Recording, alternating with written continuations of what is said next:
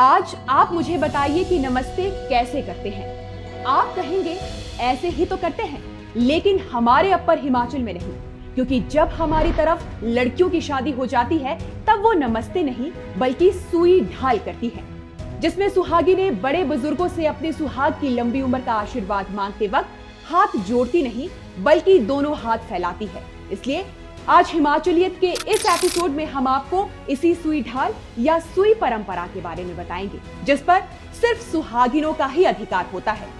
तो अपर हिमाचल में शादी के बाद दुल्हन अपने ससुराल में तब तक किसी के पैर नहीं छूती जब तक कि वो अपने मायके जाकर पहली बार सुई नहीं करती। इसी पहली सुई के लिए होती है दड़ूंज की रस्म, जिसे आम भाषा में पगफेरा भी कहा जाता है।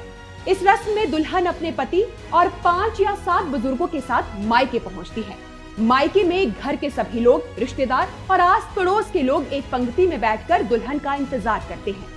सबसे आगे चलता है पति या कोई बुजुर्ग, जो बैठे हुए लोगों के सामने ढलाकरा डालता है, यानी शगुन के कुछ पैसे रखता है, और उसके ठीक पीछे पीछे दुल्हन अपनी पहली सुई करती हुई आती है।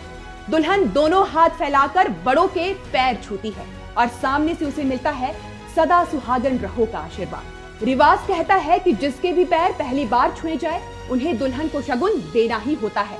अक्सर रिश्तेदारों का शगुन पति द्वारा डाले गए पैसों से ज्यादा होता है।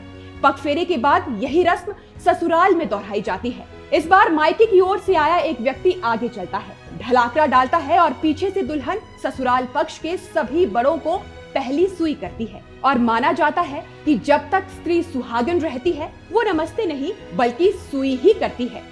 तो यही है हमारे अपर हिमाचल की सुई ढाल परंपरा, जहां आशीर्वाद मांगने का भी अपना अलग अंदाज है।